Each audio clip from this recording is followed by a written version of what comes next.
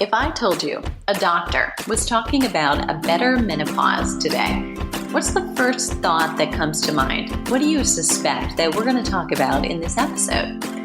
Well, I would be willing to bet that it's not this conversation. If you've been spending, say, 15 minutes at most in the office when you visit your doctor and you feel like you have to have questions written down so you don't miss the chance, then this will feel completely foreign, but very welcome.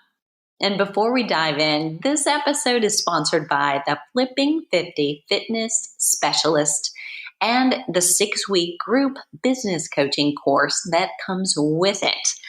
It helps personal trainers and health coaches not just get their CECs satisfied, but it helps them truly work with women in all stages of menopause and get found easier by you, women looking for them. And if you're not already working with a trainer, check with us to learn if there's a trainer nearby on our directory. And now about my guest. My guest today is Dr. Karyn Shanks, and she is a physician who lives and practices in Iowa City, Iowa. Her work is inspired by the revolutionary science of functional medicine, body-mind principles, and wisdom gleaned from the transformational journeys of thousands of clients over her 28-year career. Karyn believes that health and vitality are essential for the highest expression of our human potential. And the bones of our healing are in what we do for ourselves. Now, I feel like I could probably just hit replay and do that last sentence over and over and over. And yet I hate to waste Karyn's time and expertise. So Karyn, thanks so much for being here. Oh, thank you so much for inviting me. Okay, so of course, from one Iowa girl to another, I really have to know, did you dream about a practice in Iowa as you were in medical school? Why Iowa? How did you happen to land? No.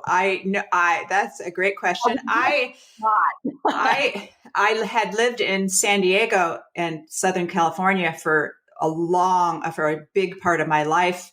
I went to medical school at the University of Chicago, and I thought, oh yes, I'm going back to California when this is done. And I met my husband, and he came to Iowa City to do his training, and I came with him, and I still thought I at some point we would leave. But it's a beautiful little place. We had our children here. It's a great place to have kind of a complicated life because it's so low stress and beautiful and nourishing to the soul. So we're still here. All low stress, all low stress and fun and games until it's below zero. Exactly. Very good. So lots of my listeners know the reason I'm intrigued and curious is that I, for 49 years, was an Iowa girl. So I totally have. Where did you live? For you, I lived in a little town. I grew up in a little town in Northeast Iowa called Rhinebeck, and I went to that other university and taught there as well for 15 years. So I lived in Ames for 30 years of my adult life. Yeah. Okay. Yes. Yeah. Iowa, through and through, salt of the earth, right? Exactly. It is, like you said, it's a great place to actually hail from. It's a great place to raise children, and I wouldn't do that thing. So yes, absolutely. Now that geography. For the Flipping 50 audience, I'm so glad, first of all, that I have you here. We have a lot of Iowa listeners, and I love the fact that I can still touch on those roots occasionally. But, I mean, you have some global messages for women anywhere and healing from anything. I would say autoimmune disease, from chronic injury, even what I call emotional injury is a topic women in the Flipping 50 community are very familiar with. And as a functional doctor, you have something to share about the healing process that's kind of unique and involves more than simple, self-care, suggestion. So elaborate on that, if you will. So I think what you're referring to is just the perspective that healing is actually a way of living, and that our ultimate goal, I think, when we enter a healthcare setting, whether we're consciously aware of it or not, but I hear this from my clients as they, come to see me and they're blurting out, I'm asking them what their goals are, and what comes out of their mouths are things about living up to their potential and being, living a full and complete life, becoming whole again, things like that. So it's become clear to me that, as we work to improve our health, what we're really trying to do is we're trying to heal, which is to become whole, which is to become more of who we are and more able to live up to our potential and live the purpose for which we're born. And this was a revelation from working with people, saying these things to me over and over and over again. And also my own revelation is I've had to overcome injuries and illness and have had to learn to heal over the years. In alignment with what you're hearing, I too am hearing it. So women are coming to you for a different reason, coming to me for first fitness and then realizing there's so much more behind that.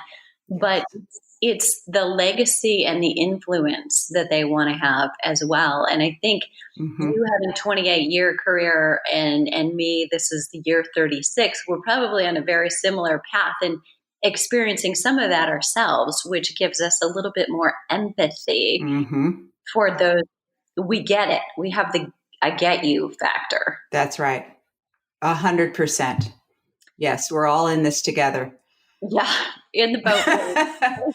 Somebody get the motor, please. And then there's the stories that we tell ourselves sometimes about, I'm bumping into this right now because I'm inviting some women in our community to get to an event that will be potentially transforming for them. But there are all these reasons why it's not convenient now, or they can't right now, or they, and I think part of that is stories we tell ourselves that can be limiting. I mean, have you got some examples of how you see this, or without sharing names, of course, examples of this happening with your patients? Sure. I think this is an area that fascinates me. And I think I think these stories become the primary reason that so many people get to a place where they feel stuck. They're stuck in their healing, stuck in their lives, stuck with the food plan they're trying to become successful at, or the exercise regimen, or whatever it is. There's some sort of roadblock. And unless we deal with those roadblocks, we're not going to make the progress that we hope to. And people end up feeling like failures. But if we look closely, there's usually some sort of self-talk or some narrative that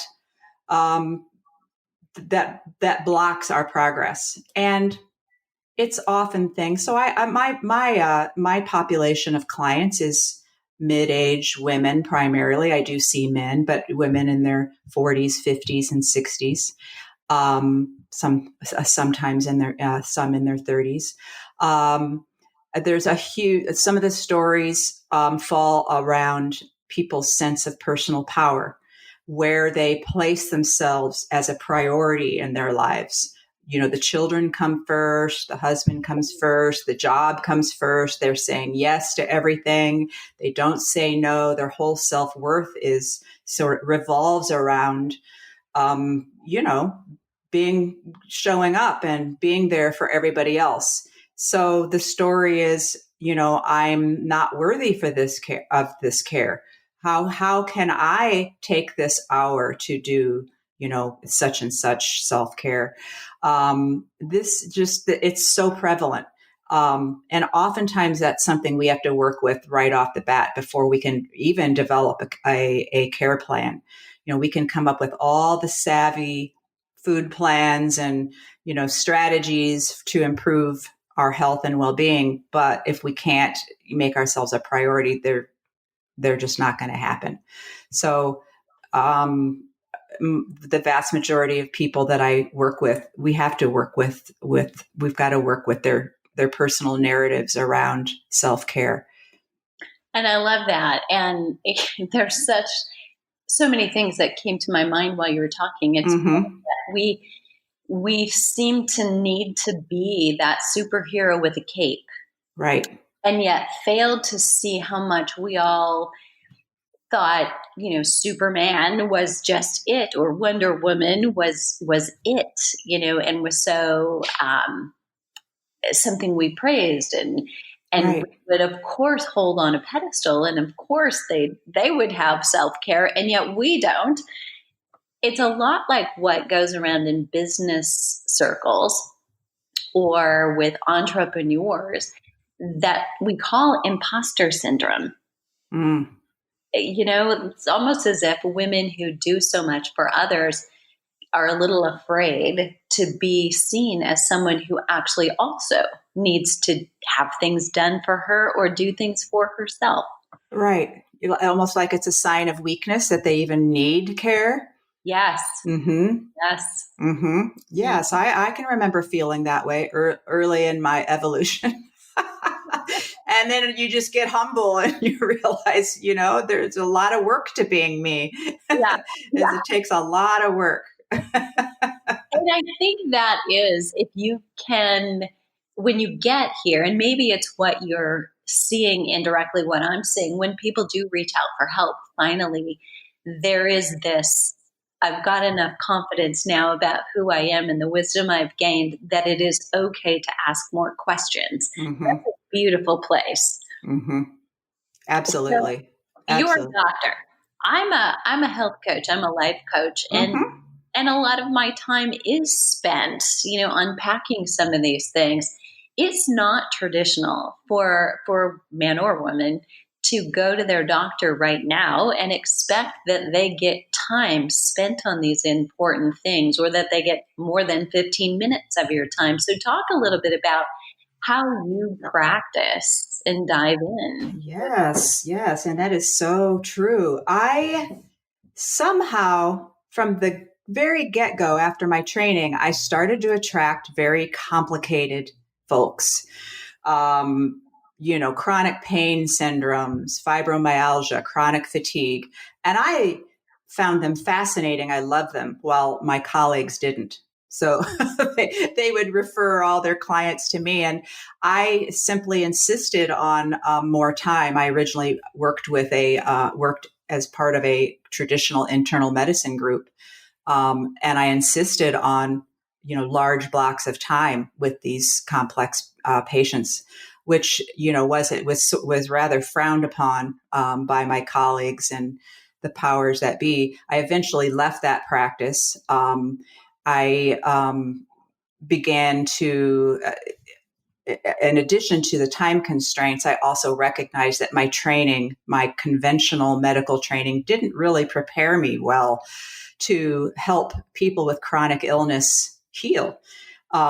So I started my a journey of more training in nutrition, herbology, eventually found functional medicine. And so that I have more tools in my tool bag, and also a way to look at chronic illness in, I think, a more deep systems perspective.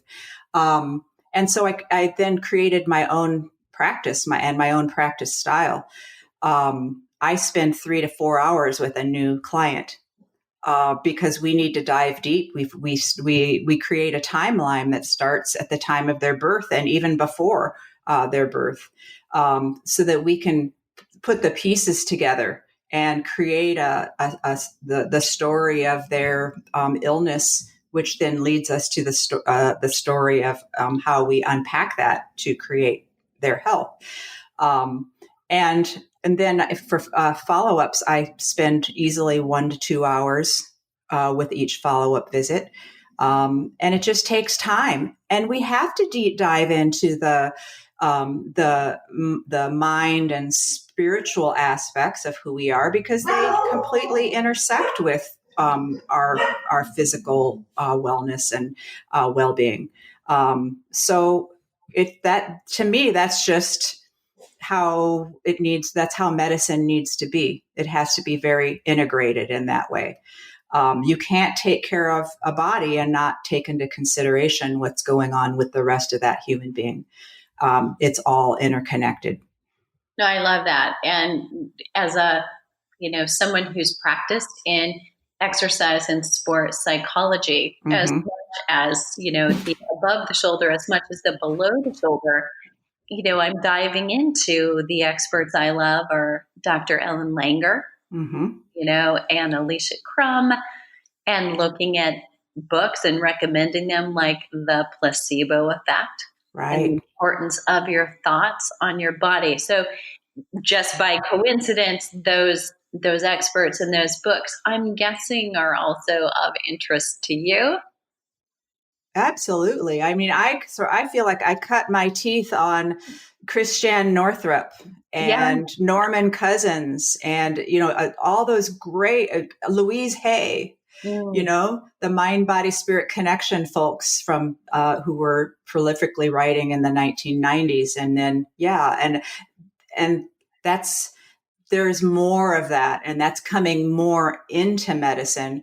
But we could talk all day, and probably we don't want to spend a whole lot of time talking about some of the constraints on conventional medical practice, but they exist, and it's very difficult for even the most well-meaning, conventionally practicing physicians to spend enough time to dive into all the mind, body, spirit aspects of health and healing. And I'm sure you've blown all the listeners away. So maybe we should restate 3 to 4 hours is what she spends with the Mm-hmm. patient on the first visit. So very different than anybody's experience usually today. So in order to make room for healing or to add something in the line of self-care to our lives, it sometimes is about the power of subtraction. Mm-hmm. Speak to that in your Yes. experience and practice. Yes, absolutely. We have to, we fill our lives. We have fast-paced lives, and they're filled with all kinds of things. Some of those things aren't necessarily nourishing or necessary. And in the process of making ourselves a priority and introducing loving, nourishing activities, we've got to let some things go. I mean, we can't do it all and be it all and be awake all the time, right? So, and those could be any number of things. They could be time wasters, sitting and going down the rabbit hole of Facebook or Instagram, right? Which is so easy to get sucked into that time warp, right? You go in to look at one thing, and pretty soon an hour is passed. I think everybody can relate to that experience. But that's an hour that we could spend chopping vegetables or exercising or getting an extra hour of sleep, Mm-hmm. we may not be able to say no to people. So we have to learn to say no to, obligations and commitments that aren't at the same level of priority as our intentions for self-care. There might be negative people in our lives that are, sucking our energy and making it difficult for us to, have the energy to take on more that we need for self-care. Distraction, clutter. I taught in my book Heal. I spent an entire chapter just on those things that we need to let go of in our lives to create the space for healing. And that's almost it's my first chapter, because I think that's where most people need to begin. Letting go. Yeah. Letting go. Yes. And that's so atypical for most women. It's, we are asked so many times in public, could you do this? Could you chair Mm-hmm. this committee? Yes. Right. Our first answer is yes. Right.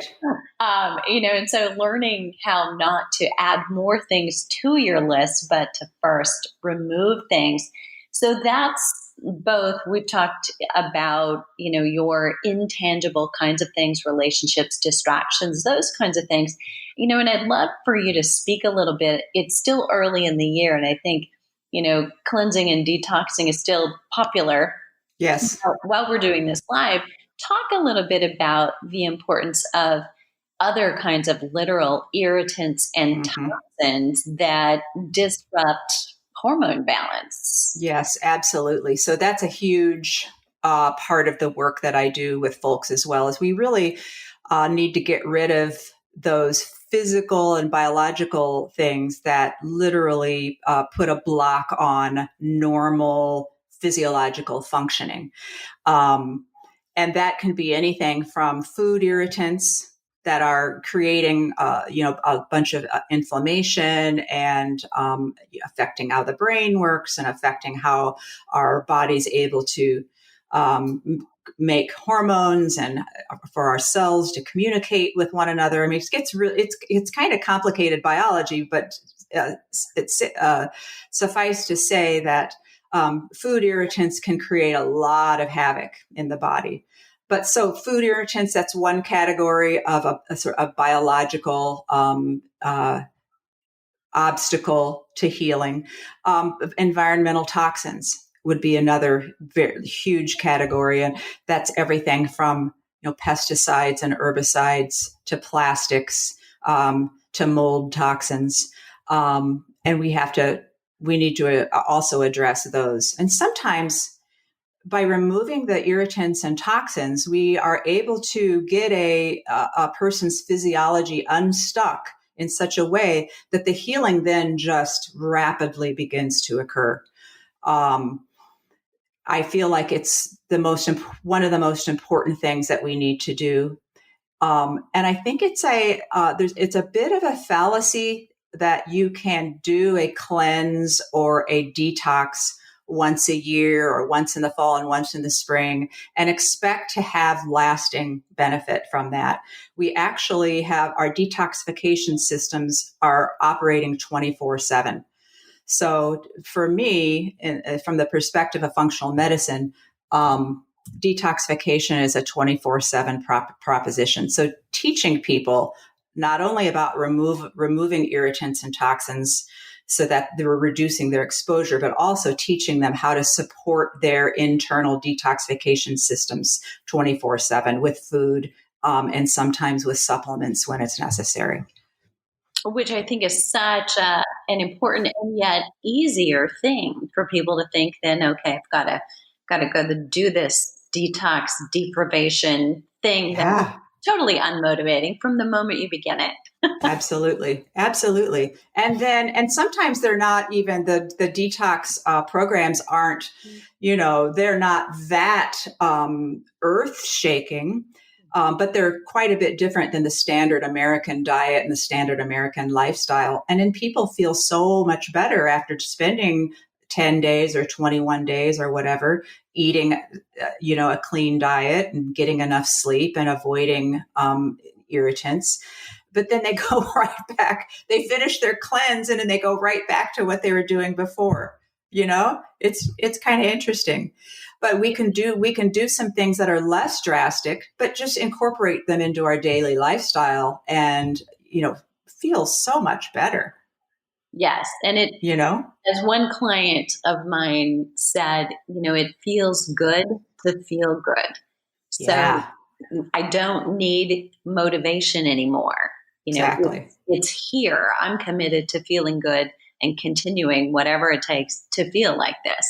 That I think is where you've taken the training wheels off the bike and you just pedaled down the hill for the first time. It's that feeling. You're never going back to those training wheels. Exactly. Yeah. Okay. So everybody listening, 50 or beyond, there may be some late 40s listening here.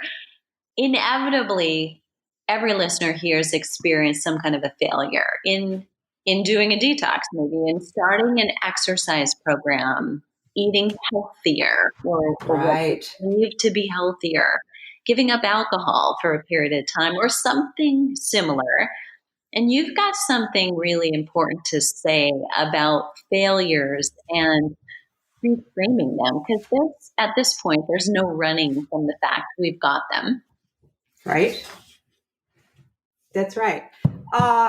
Failure. I look at failure is a story that we tell ourselves when we run up against a brick wall. We run up against an obstacle. We suffer a disappointment.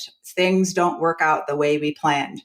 We define it as something that we have personally failed at. And I think if we step back from looking at it that way and just reframe it a bit, that failure actually is guidance.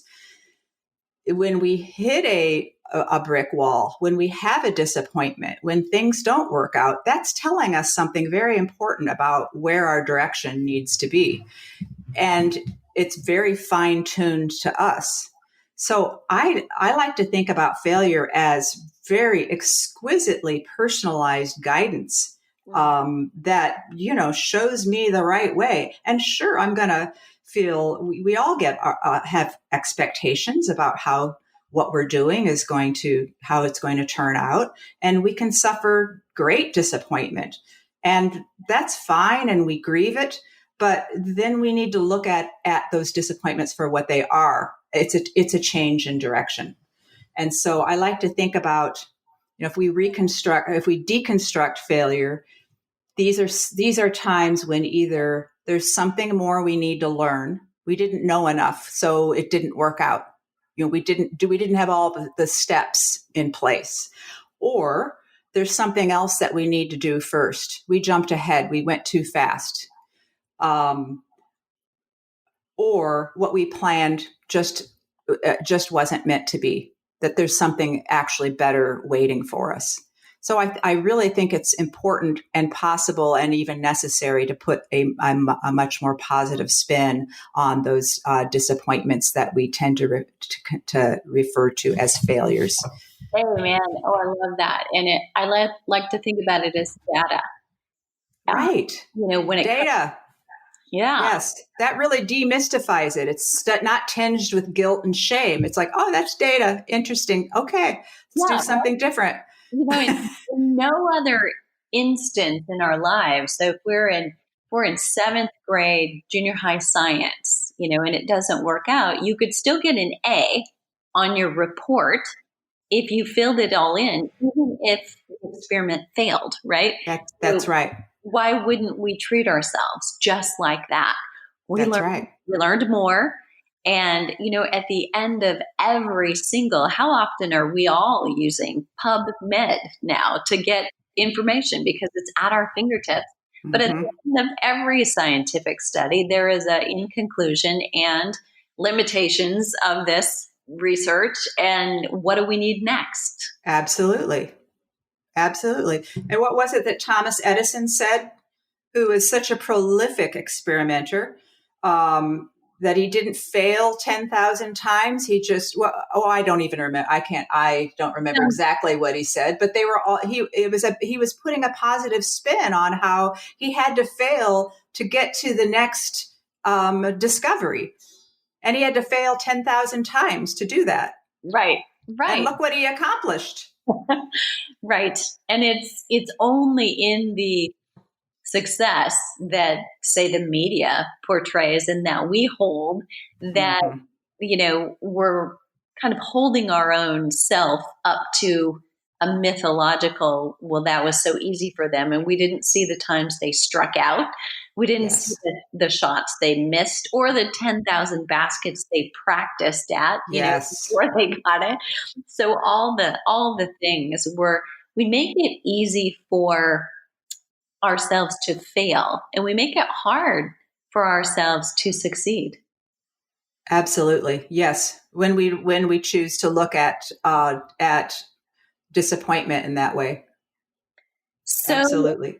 So very refreshing to talk to you, Karyn, because this probably is an atypical conversation our listeners might have thought in talking about functional medicine or talking to a functional medicine doctor, where this conversation might go. And I think that's the beauty of what we just did, is to relay that yes, there's science and there's health and there's medicine that happens, but there's also what's below the surface that Mm-hmm. you get to. Is there a question that I should have asked you that I missed? I wouldn't say you missed anything. We can't talk about everything. It would be fun. um, I would say I wouldn't. I don't think you missed a question, but just thinking about your audience, and I am your audience. I'm 58 years old. I've been through all the stuff that they've been through. I have had to struggle. I've had to fail. I've had to pick myself back up. I've had to deal with my stories. Um, Maybe a question would be, what do I do to stay well? What's my self-care regimen look like? Yeah, perfect question. And what is yours? Sure. Me first. Yes. You know what? I'll tell you that at this point in my life, the most important way that I take care of myself is every morning after I get up, I set my timer for an hour and I sit down to meditate. And part of that meditation is journaling. Because for me, writing is a great catharsis, and it's a great way for me to kind of see myself. Sometimes I don't even know how I really feel till I start writing. And then the other part is seated meditation with my eyes closed, deep breathing, a mantra, positive affirmations. And it calms my nervous system. It sets the tone for the day. It's really how I know myself and I embody and inhabit myself. That's the most important thing I do. And then I'm very careful with my diet. I eat a very healthy diet that's really designed for me, that excludes foods I'm sensitive to, that I try to keep it as nutrient dense as possible. It's been an evolution over many years, and I'm very, very active. So moving is a huge part of my self-care as well. Walking, working out with my trainer, doing yoga, and staying and trying to avoid sitting as much as possible. I use a standing desk and try to walk as many places as I can. And then I'm militant about my sleep. Yeah. I'm just make sure I'm in bed, even if the whole world's up at, could be 7:30 PM. And I know I've got my alarms going off at 5:30 or whatever. I know I need to head up and get ready for bed. So those are the highlight. Those are the key parts of my self-care. Love that. Okay, so I'll count that. I think as a fitness professional, I think the myth in looking in has always, for the last 30 years, has been, well, you guys are active all the time. You work out all the time. And it's funny when you talk to a personal trainer, it's like the fastest way to work out less is become a trainer when you watch everybody else train. But right. you can't wait to get out of the gym because you've been there all day. And so what I found most recently is flexibility. I stumbled by pure accident and fear on the After 50 fitness formula for women, which is much less exercise, just making it much more purposeful. Mm-hmm. Movement being the key, but not necessarily quote unquote exercise. Right. So flexibility, for me, there was a time when every morning I got up and I was a runner, and I'm no longer that. And it's much more about listening. It's being flexible with my schedule and flexible with all of it, and not having it be a weight on me, like I've got to do this or think about this all day until I do this. That's just no longer there. And the other thing is related to really the internet being connected. So there's a no comparison thing that I'll do in the morning. I'm much more creative and thoughtful and do projects early in the day, but I will not turn on social media. I will not check my email and go into until I've do what I've called create state, a state of being and a mindset about what's important to me. why Yes. I'm doing what's important to me, who I am and who I'm doing it for, so that I've got my cape on essentially before I go open up all those things that can take you spiraling downward. So Yes. those are two things I think that help me stay on. And then, like you, talking about sleep, I was looking through a lot of data recently about fasting, and women in their 50s were getting prepared to do a master class. And it's interesting, you look at 16-8 being one formula. And I was thinking, that's like me in my pajamas, me not in my pajamas. Mm-hmm. Because I do work at home. So sleep's super important to me too. And I guard it, and I am not afraid to excuse myself in the evening when I need to. It's early to bed makes the difference for me. I can't go late and get the same kind of quality. Yes. That's beautiful. And I especially love how you spoke to avoiding, the negative aspects of the world early in the day, and that's the time for you and your creative, sensitive being. I think that's so important. And I think as part of my morning routine, there's no email, no news, no social media, none of that negative stuff to get inside my psyche and my brain. I think that's so important. I love to teach that to people. It's really hard for them to make that, to disconnect, though, really hard. Yeah, it's an addiction. I think Mm-hmm. for I people think to you're right. put their phones down, not look at them, not have them in their hands is a Mm-hmm. very difficult thing, but a great challenge for some of you today to do a little fast from your phone.